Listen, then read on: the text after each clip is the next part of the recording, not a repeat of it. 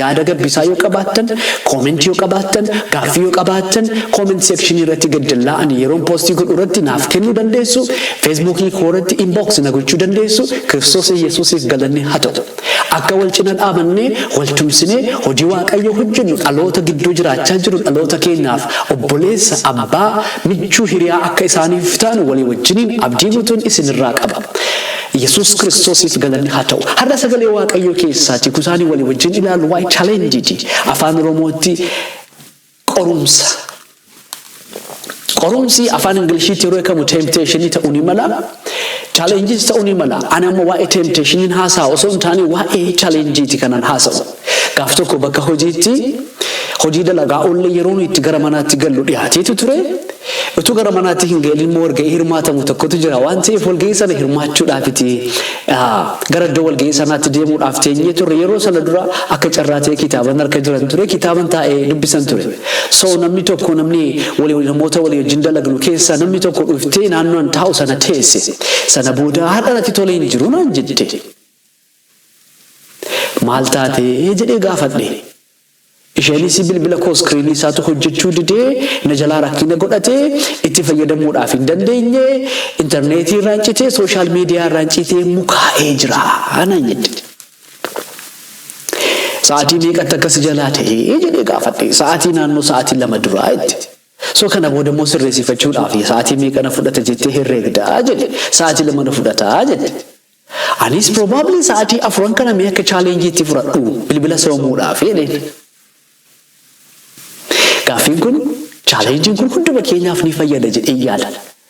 Mee wanta baay'ee itti hirkataa taatan, mee wanta baay'ee yaadni keessan qalbiin keessan yeroo hundumaa gara isaa jiru, mee wanta baay'ee jireenya keessaniif barbaachisu. Guyyaa tokko soomaa chaalenjii kana fudhadhaame. Mee guyyaa tokko soomuudhaaf chaalenji of goonu yookiin guyyaa walakkaadhaaf soomuudhaaf chaalenji of goonu. Yeroo sanatti garuu haqopheeffannu waan feelingiin itti dhaga'amu, miira nutti dhaga'amu, muudii keenya habarreessinu. Maaltu nutti dhaga'ame? Gammadaa turre, aaraa turre, kolfaa turre, nagaa qabna turre, waaqeffachaa turre. Of course bilbilli keenya qabeenya keenyadha. Bilbilli nama sanaa baduusaa cabuusaan gammades miti. Ittis hin gammadu. Bilbilli qabeenyadha. Mee xiqqoo waa'ee bilbilaarra yaada kana bal'isnee achaa ilaallu. Karaa tokkoonis karaa adda biraatiinis jireenya keenyatti nutti hir'atee nu jalaa badee waan jirutu jira waan ta'eef dhala namaa ta'ee biyya lafaa kanarra namni jiraatee darbe namni jiraachaa jiruuf jiraachuudhaaf namni jiru kamiyyuu waan dhabuuf waan qabu qaba. Jireenyi namni kamiyyuu waan barbaadu qaba, waan itti hir'atu qaba. Amma kanan haasa'u waa'ee challenge of absence. Waa'ee dhabuudhaan qoramuuti. Kutaa tokkoffaarratti, kutaa lammaffaarratti itti deebinee kutaa waa'ee challenge kana waan ilaallu qabna. Amma challenge of absence kan jedhu mata duree irratti walii wajjiniin ilaalla sagalee Waaqayyoo.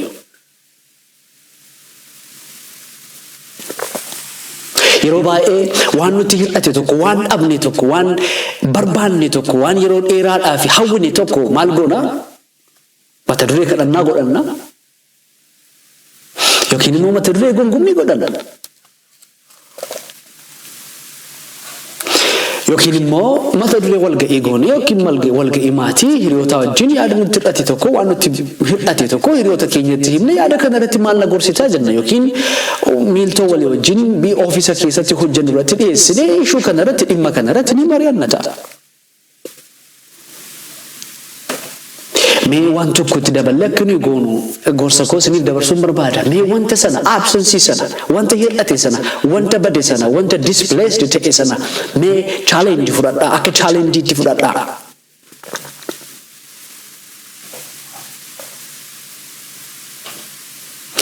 Jireenya keenya keessatti waan hedduu nu barbaachisu, waan jireenyi keenya baay'ee itti hirkataa ta'e, waan jireenyi keenya baay'ee itti qabamaa ta'e tokko dhabnee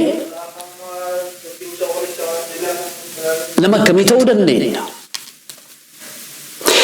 Seera uumamaa boqonnaa 22 keessatti Waaqayyo Abrahaamiin akkas jedhe. Ilma kee tokkicha Yisihaaqiin qaabii jedheen yookaan aarsaa godhii naaf dhiyeessi jedheen. waan isin akka hundumti keessan beektan kitaaba qulqulluu kana yeroo dubbistan Abrahaam waaqayyo biraati Yisihaaqin argachuudhaaf waggaa 25 eege. Utuu Yisihaaqin hin argatin dhabuu argachuudhaaf dhabamuu qabu waggaa 25 dhabe. Utuu Yisihaaqin hin argatin amanuu argachuudhaaf amanuu qabu waggaa 25 amane. Utuu Yisihaaqin hin argatin eeguu argachuudhaaf eegamuu qabu waggaa 25 eege. Argatis.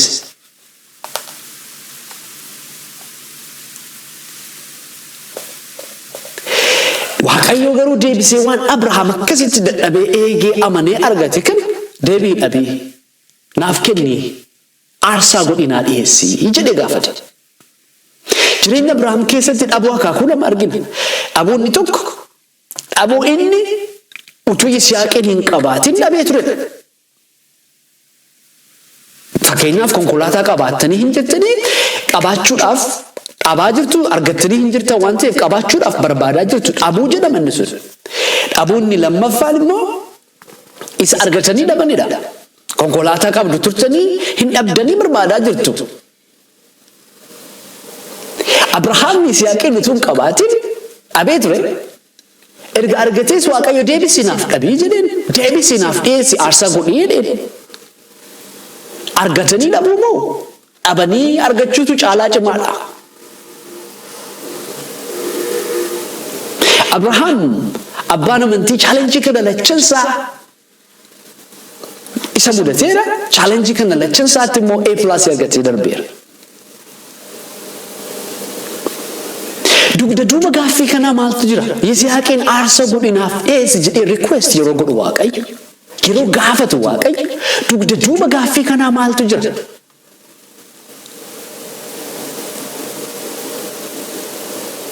Akkanaaf galutti Waaqayyo Abrahaam Yisihaaqin immoo anaan caalaa jaallataa jedhee qoree ilaaluu barbaade. Challenge gochuu barbaade Abrahaamin. Abrahaam dhabuusa kanas resist godhaa jedheetu qoruu barbaade. Challenge gochuu barbaade Abrahaam.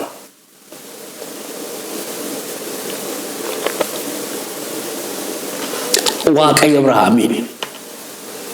Abrahaamis tole jedhe yookaan challenge accepted jedhe.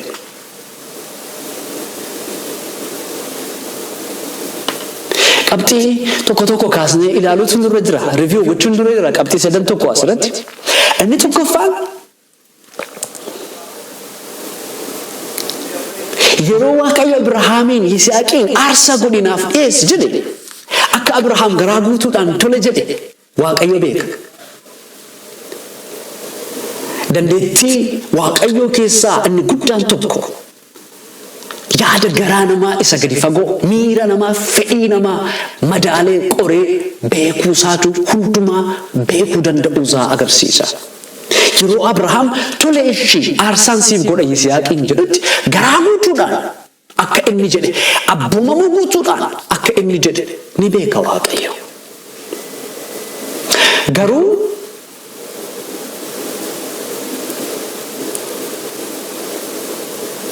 Waaqayyo qormaata kana koo ittiin goone. Abrahaamin itti fufee Yisihaaqin isarraa barbaaduusaa koo ittiin goone. Tole jechuun Abrahaam Waaqayyoon surprising goone. Tole jechuun Abrahaam Waaqayyoon akka inni A+ Abrahaamiif kennee bakka dhiisii yaada kaaseera akka inni jedhu hin goone. Toleen Waaqayyo duratti deebii guutuu miti. Toleen Waaqayyo duratti tarkaanfii jalqabaati. Toleen Waaqayyo duratti marsaa guutuu miti. Toleen Waaqayyo duratti marsaa guutuu deemamuudhaaf tarkaanfii ishee jalqabaati. Lammaffaatti waan review gochuudhaaf qabnu hanga waan Abrahaamitti himame hamma inni hojiidhaan agarsiisutti Waaqayyo ni caqase. Toleen Abrahaam haga inni practical ta'utti haga inni Yisihaaqin harka isaa hidhee miila isaa hidhee bakka aarsaa ijaarii Yisihaaqin lafaan dha'utti bakka sanarratti qaluudhaaf. Toleen Abrahaam haga inni practical ta'utti Waaqayyo Abrahaamin caqase.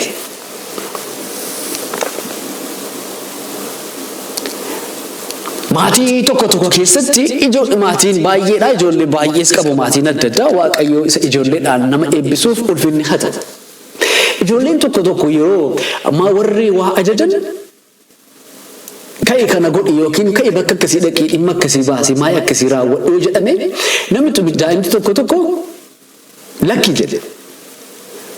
Lakki amma qo'achuun narra jira, amma hiriyaa kootu mana dhufaa isaa wajjiniin riisarchii hojjennuu qabna, waraqata barreessuu qabna, beellama hiriyaa kooti wajjiniin qaba, jiimiin wajjin dhaquu barbaada jedha.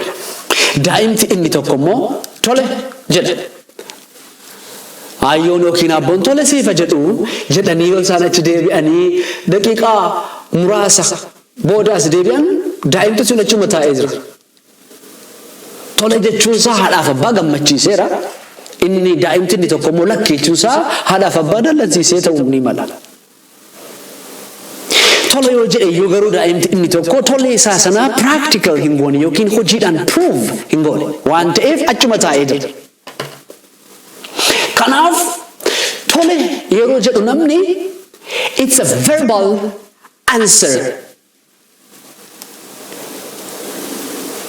yookaan toleen abboomamuu utuu hin taane deebii jecha harrabaatiin namni ajaja Waaqayyo ajaje gaaffii Waaqayyo gaafateef deebisudha. Verbal answeritti aanee garuu practical answeriin immoo barbaachisaadha. Toleen hojiidhaan deeggaramuu qaba. Toleen hojiidhaan agarsiifamuu qaba waan ta'eef haga Abrahaam toleesaa mucaasaa Yisihaaqin qaluudhaaf dhiyeessuu isaatiin haga inni deemutti caqasee ilaala. Qabxii sadaffaa irratti nuyi rifuu gochuu qaba. Haga Abrahaam tole jedhee tolee isaa sana immoo practically prove godhutti mul'anni hoolichaas hin kennamneef hoolichis hin mul'anneef.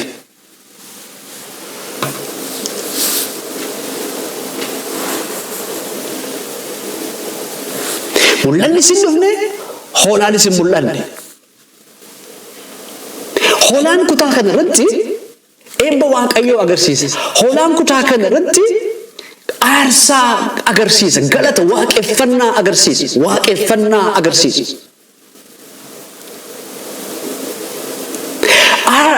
Aarsaa hoolaa bakka Yisihaaq tokkicha ilma Abrahaam bakka isaa qalamuuf aarsaa agarsiisa. Waaqeffannaa agarsiisa hoolaan.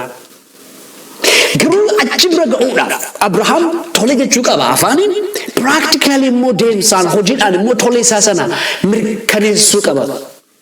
Waaqayyo isa kana caqasee ilaala jireenya keenya keessatti.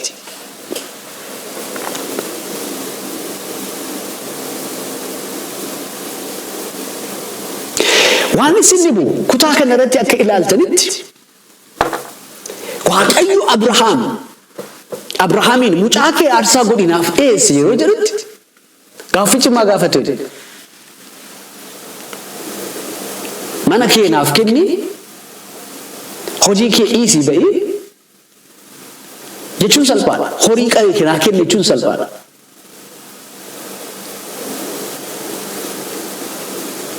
Xiqqoo ishee jabeessanii isinitti hima lubbuu kee naa kenni jechuun iyyuu salphaadha. Dhala kee mucaa kee qalii aarsaa godhinaa dhiyeessi inni jedhu garuu gaaffii cimaadha.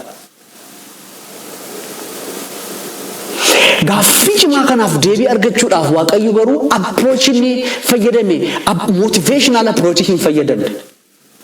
Xiqqoo ishee yaada kana isin ibsuu barbaada. Waaqayyo kitaaba qulqulluu keessatti abboommi yeroo kennu waan request yeroo godhu waan yeroo ajaju motivation yoo jecha jedhutu jira conditional kan ta'e yoo abboomamtan eebba lafarraa nyaattu. Seera boo boqonnaa 28 Isaayyaas boqonnaa 1:19 yoo abboomamtan abboomamuun kee kana si argachiisa.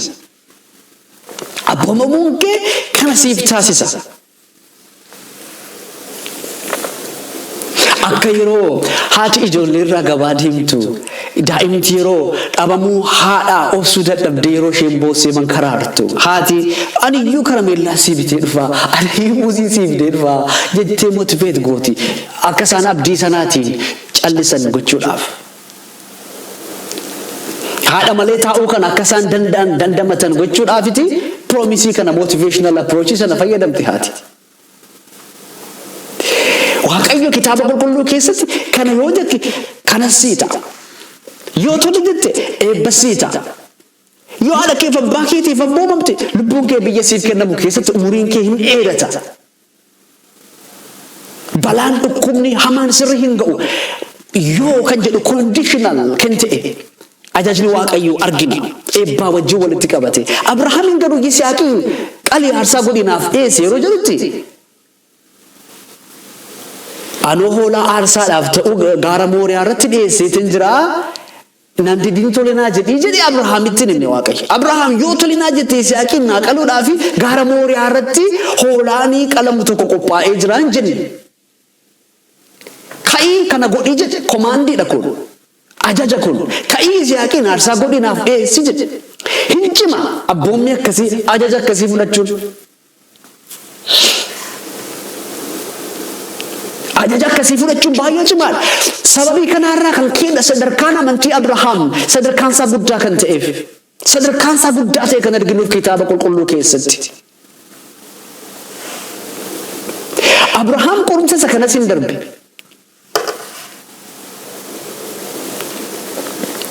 Qorumsa isaa barbaadanii dhabanii argachuus hin darbe. Qorumsa isaa argatanii dhabuus hin darbe lachin isaatti A+ argate. Waaqayyo, God wants to know how we react in the absence of something we really depend on, something we really need. Waaqayyo bakka wanti nuyi barbaannu yoo arganne gammannu yoo qabaanne nutti tolu yoo arganne kolfinu wanti sun bakka hin jirretti amalli keenya reakshiiniin keenya jireenya hafuuraa keenya kadhannaan keenya obbolummaan keenya mucummaan keenya hagam akka inni ta'e commitmentiin keenya hagam akka inni ta'e baruu barbaada. Kun amala waaqayyooti. Kun abbummaa waaqayyooti.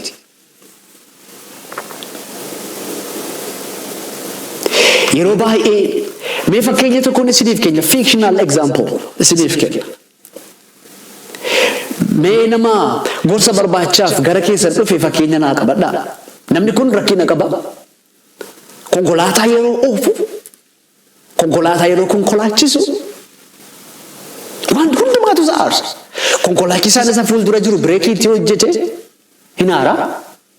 Konkolaataan isa dudduuba jiru isatti dhiyaate hin aara. Ibsaan yoo diimaatti jijjiirame hin aara. Waan nuti aariin kun turee amala nama sanaa jijjiiraa personality nama sanaa jijjiiraa deeme sadarkaa hamaatti geessa. Sadarkaa hamaan itti geessuudhaaf danda'u aarii sana fudhatee bakka hojii dhaqa. Konkolaataa yeroo konkolaachisu aaraa dallanaa sanas abaara karaarra deemaa bakka hojii dhaqa. Bakka hojii yeroo dhaqu amala aarii sanaan guutameetu sammuunsaa lapheensaa kan inni gara hojii dhaqa. Namni kun kastamara isaatii wajjin sirriitti haasaa jettanii yaaddu kiristaanni kun. Bilbila kastamara isaatti bilbilanii sirriitti haasaa jettanii yaaddu. Walga'ii yoo gaggeesse afuura sirriidhaan sammuu sirriidhaan gaggeessa jettanii yaaddu. Okay. Mana isaatti galaa jira yoo ta'e aarii sana guurratee manatti galaa jechuudha. Aariin sun dhufee mana isaa booressa dhaqee bakka hojii isaa booressa. Turee ichiksii nama sanaa kaaraakterii biheeviyerii nama sanaa ditirmaayin gochaa deema. Mee namni kun gorsaaf gara keessan dhufee ajaja. Maal gorsituun? Tarii ani waan nama kana gorsu waan akkas jedhu ta'a. Konkolaataa kuni addunyaatti ta'eera. Keenyan yookiin koorniisi inni jedhanii konkolaataan kana sammuu nama kanaa qabee achi keessatti kan addunyaa kana yaadu. Addunyaan nama kanaaf hamma saayizii konkolaataa isaa sana ga'aaf. sana qabee sana bakkee ba'ee sheeli sana bakkee ba'ee yaaduudhaaf arguudhaaf react gochuudhaaf feel gochuudhaaf ilaaluudhaaf hin xiinxaluudhaaf hin danda'u jechuudha. So anan nama kana gorsu sheeli kana keessaa kana mee torban tokkoof konkolaataa kana soomi taaksiidhaan deemi baasiidhaan deemi means of transportation adda addaa fayyadamii jedhee gorsa. Dan yeroo sooma kana inni challenge accept jedhee yeroo inni fudhatu mee challenge kana yeroo fudhattutti waraqata kan barreessi.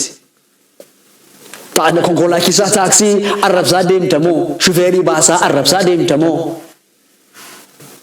yeroo inni ibsaa diimaa irratti dhaabu yeroo inni konkolaataa tokkoof suuta jedhee dabarsuu ittaaraa deemtamoo arrabsaa deemtamoo dheekkamaa deemtamoo check of godhi barreessi waan jiru sana. Torban tokko booda challenge fudhatte kana wajjin dadhabina kee jabina kee jiru hundumaa evaluate godhiitii foormii kana guutii fidii kottuu hin jedhaan. Challenge of absence baay'ee self discipline nama barsiisa. Challenge of absence steepii namni ittiin self discipline itti guddatu amantaatti guddatu bilchinatti guddatu ogummaatti guddatu beekumsatti guddatu soomaanidha. Sooma kan jennu kitaaba qulqulluu keessatti midhaan qofaa miti. Yeroo baay'ee waa tokko soomaame. Hiriyaa koo tokkotu akka kana naan jedhe. Anaaf haati manaan koo seera qabna mana koo keessatti adiidha namichi kun. Bilbilli keenya kutaa ciisichaa keenya hin seenu. Sooma laasuna jechuudha. Sana gochuu isaatiin naamusa of barsiisaa jira, haadha manaasaas maatiisaas naamusa barsiisaa jira jechuudha. Bilbila fuudhanii gara siree ciisichaa yoo dhaqan inni haati manaan isaanii bilbila siree ciisanii bilbila isaanii caqasu waan ta'eef yeroo waliif hin qabaatanii sammuun hirribaaf hin qophoofne sammuun walii isaaniitiif hin qophoofne sun gaa'ela isaanii keessatti deemsa keessa rakkina fudhataa deemu. Namni guyyaa fiigaa oolaa hojiitti kurkuraa jooraa dadhabaa biizii ta'ee oolaa galgala mana isaatti gaafa galu bilbila isaarratti biiziidha maatiidhaaf yeroo hin qabu yoo ta'e soomuu qaba bilbila mitiire. Soomiin chaalenjiidha. Mee waa dhabuun akka chaalenjiitti fudhachuun soomiin kitaaba qulqulluu keessatti Museen in soome halkan 40 guyyaa 40. Gooftaan keenya Yesuus Kiristoos in soome. Soomiin naamusa nama barsiisa. Challenge of absence. Naamusa self discipline, self governance nama barsiisa. Utuu nama ka'ee mee bilbila keessan torban tokko soomaa isiniin jedhee meeqan keessatti tole jedhee fudhatee cheeklistii immoo qopheessitanii evaluate of gootanii waa'ee keessan haga meeqan keessantu barreessa. Bilbila keessan soomaa yeroo jedhu mee internet social media soomaa waan akka emailiif bilbilaa ta'uu dhiisu mala social media soomaa yoo isiniin jedhe. Hammam keenyatu tole jedhee challenge keenya fudhata meeqan keenyaaf danda'ama inni kun. Yeroo baay'ee wanta nuyi soomuu dandeenyu wanta nuyi bituu dandeenyudha. Wanta nuyi soomuu hin dandeenyu wanta nuyi bituudha. Wanta nuyi dhabnee nagaa qabaachuu hin dandeenye wanta nuyi gaafa qabaannu immoo garba nu godhuudha. Wanta nuyi gaafa qabaannu freedom qabaachuu hin dandeenye wanta nuyi gaafa dhabne freedom qabaachuu hin dandeenye wanta nuyi gaafa argannu immoo garba nu godhatudha. Wanta nuyi gaafa dhabne jaalala nuu kennuu hin dandeenye jaalala nuu qabaachuu akka nuyi qabaannu nu gochuu hin dandeenye wanta nuyi gaafa argannu immoo jibba keessa nu gatudha. Wanta nuyi gaafa dhabne nagaa qabaachuu dhabne wanta nuyi gaafa arganne nagaatti dhabnudha. Waaqayyo isa kana qoree ilaaluu barbaada. Dhabuu keenya keessatti reakshinii nuyi qabaannu personality nuyi qabaannu ethics behavior nuyi qabaannu discipline nuyi qabaannu waaqayyo evaluate godhee ilaaluu barbaada. Challenge of absence inni jedhu jecha adda biraadhaan soomuudha. Mee waa soomaa jireenya keessatti. Wanta qarshii keessan balleessaa jiru ta'uu ni mala. Wanta yeroo keessan balleessaa jiru ta'uu ni mala. Wanta energy keessan akka inni liikii ta'u akka inni waste ta'u godhu san ta'uu ni mala. Mee waan sana soomuudhaaf challenge fudhadhaa ofirratti. Saayintistoonni tokko namni hirriba malee ji'a tokko yoo ture nama akkamii ta'a jedhanii hirriba ji'a tokkoof soomamee riisarchii hojjetu. Warri kaan immoo buddeen soomanii riisarchii kan hojjetanis jiru waan adda addaa soomanii. Mee jireenya keenya keessatti soomii as a step of self discipline godhachuu habaru. yeroo challenge of absence keessa taanu dhabuudhaan qoramuu yookiin sooma waan jedhu sana yeroo keessa taanutti yeroo sagalee kana lallabaa jiru anis isinis jireenya keenya keessatti waan nutti hidhatee jiru waan dhabnee jirru qabna yookaan fedhii malee dhabne yookiin fedhiidhaan dhabne ta'a waan sana soomii inni jedhu garuu fedhiidhaan dhabuudha innan haasa'aa jiru garuu isa fedhii malees dhabnes ta'uu ni mala isa dirqamsiifamnee dhabnes ta'uu ni mala challenge of absence keessa yeroo taanutti maal goonu tokkoffaa akkan yeroo gabaabaadhaaf ta'e baruun nurra jira temporary akka inni ta'e baruun nurra jira malee waan keessatti umurii keenya gubnee yeroo keenya gubnee lafa onaa keessatti duwwaaf duwwummaa keessatti qaaqaamnee gubannee xoobarree umurii keenya keessatti akka fidhuuf miti yeroo gabaabaadhaafidha inni kun baay'ee keenyaaf jajjabina ta'a rakkina dhabuu keessa warri jirtan rakkina hiyyumaa keessa warri jirtan fayyaa dhabnee warri jiru yookiin dinagdeedhaan rakkina keessa warri jiru yookiin waa kadhannee barbaannee harka keenya keessa ammayyuu utuu nuun galin warri jiru anas dabalatee hundi keenya waan akkasii qabna waan ta'eef waan nuti dhabnee jirru sun yeroodhaaf akka ta'e habarru lammaffaarratti waan dhabnee sanaaf react gochuudhaa dhiifnee proact hagoon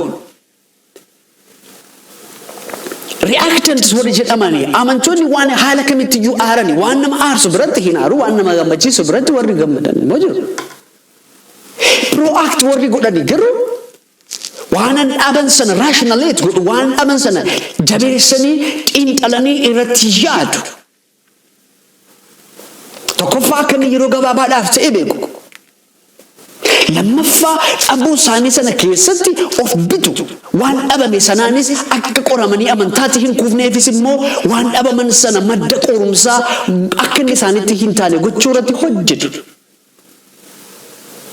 proact gochuun iddoo wanti kun darbee booda ulfinaaf eebba dhufuudhaaf jiruuf illee of qopheessuu ta'uu ni mala proact gochuun duwwummaadhuma sanayyuu utuu inni nutti dhufee itti dhaquu ta'uu ni mala yeroo baay'ee jireenyi keenya erga dhume waan nuyi dhabne tokko amantii keenya erganne abdii keenya affect godhee booda irratti dammaqa react warri godhan akkas warri proact godhan garuu waan isaan dhaban sun utuu inni amantii isaanii hin nyaatin utuu inni abdii isaanii hin dulloomsin utuu inni jilba isaanii hin nyaatin humna isaanii hin nyaatin irratti dammaqanii irratti hojjetu proact hagoonu sadaffaarratti gadaantummaan nutti naga'amiin yookaan underact gochuurraa of eeggan sababa waan tokko dhabneef nama waan sana qabuu gadi miti ati konkolaataa dhabuun kee nama konkolaataa qabuu gadi sin godhu ati mana dhabuun kee nama mana qabuu gadi sin godhu ati PhD dhabuun kee nama PhD dhabuu gadi sin godhu inferiority reaction avoid hagoonu yeroo baay'ee namoonni harka qalleeyyiin psychology qabu ija laafina qaban qabu gad of deebisuu qaban qabu cooliguu isaanirraa mul'atu jira ofitti amanannaa dhaban qabu ofitti amanachuu hin danda'anii ija laafeeyyiin kun kaayyoo waaqayyoo miti waan nutti hir'ate tokko madda ija laafina keenya akka ta'u waaqayyo hin barbaadu waan ati hin qabne tokko waan ati ittiin namaa gadi taate miti waan ati dhabne tokko waan ati itti isa qabuu gadi ittiin taate miti obboleessa koo obboleettii koo sittan hima waaqayyo koorsisii kennaa jira educate gochaa jira si barsiisaa jira dhabuun keessa qabuu gadi akkasi godhuuf utuu hin taane psychology personality akkasi akka nuyi guddifannu barbaadu waaqayyo ijoollee isaatii nuyi mucaa isaatii nuti ati waaqayyo waan ati dhabde sana akka ati irratti proact gootu barbaada akka Abraham tole jettee tolee kee prove akka gootu dhabuu kee sana akka mo'ichaatti akka fudhattu akka carraa barumsaatti carraattiin amantii kee prove gootu carraattiin jaalala waaqayyoof qabdu prove gootu abboomama waaqayyoof qabdu agarsiistu carraa akka sanaa gootee akka itti fayyadamtu barbaada malee waaqayyo ija laaftee namaa gadi of gootee akka tuuf ilaaltuuf harka namaa keessa akka ati ilaaltu yaada abbaa keeti isa siif du'e fannoo irratti isa jaallatu yaada isaa miti kun obboleessa koo obboleettii koo akkasitti of hin yaadin akkuma nama jechaa jiru inni afuraffaan challenge of absence sana yookiin dhabuu sana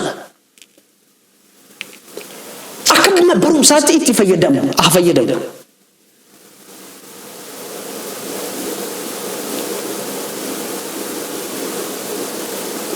namni tokko barachuudhaaf distraction quiet gochuutu irra jira, distraction callisiisu silence gochuu danda'utu irra jira. yeroo baay'ee namni waa dhabee jiru waan itti sokosu, waan itti waccu, waan itti huursu baay'ee qaba. isheen kun immoo interrupt nama gooti. amantaa keessatti attention namni waaqayyo fakkan hin qabaanne nama gooti. firoottan koo obbolaan koo fagoodhaaf dhiyoo jirtan waaqayyo waan nu mudate tokko dhabiinsa nu mudate tokko akka carraa barumsaatti akka nu itti fayyadamnu barbaada. akka carraa barumsaatti itti fayyadamuudhaaf immoo jeequmsa callisiisuu qabnu baay'eetu jira. distraction callisiisuu danda'u nurra jiru baay'ee jira. haasaa waca gungummii huursa dhabuun keessaan dhufu akka nu callisiisnu barbaada waaqayyo. inni shanaffaan graduationiidhaaf of qopheessuutu nurra jira. Abrahaam abamuudhaan iddii qorameetii booda Yisihaaqiin badhaase waaqayyo. Haaleluyyaa. Abrahaam abuu argachuudhaaf qoramu iddii isa qoree booda Yisihaaqiin badhaase.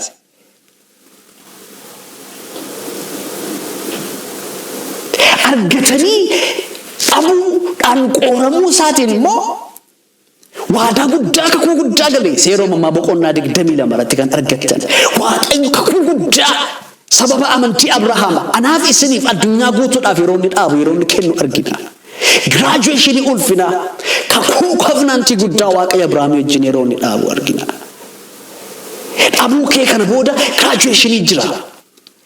namoonni absence challenge of absence dhaan qoraman achi keessatti baratanii darban obsaan graduate godhu, jaalalaan graduate godhu, gad of deebisuu yookiin humility ka jennuun graduate godhu, wisdom dhaan graduate godhu, knowledge dhaan graduate godhu, grace dhaan simboodhaan graduate godhu. hallelujah. eebbaan graduate godhu. Obbolaaku abdiin isinitti dubbadha. sagalee waaqayyoon isinitti dubbadha. Abuu kana booda, absensii kana booda, hir'ii challenge kana booda, qoramuu kana booda waaqayyoo ulfina guddaa, eebba guddaa, tulluu guddaa fuuldura koof fuuldura keessan kaa'ee jira. Egaa kana waaqayyoo jireenya baay'ee keenya akka inni fayyisuuf akka inni qaqqabu abdii guutuu qabna. kadhannaadhaan isinii wajjin hin ta'a. anaafis naa kadhadhaa. bakka jirtan hundumaatti obbolaan koo sabni koo waaqayyo isinii wajjin jira. jabaadhaa. kutaattaa nutti deebinee wal argina. viidiyoo kana caqasaa, sheer godhaa, laayik godhaa, namootaaf qoodaa.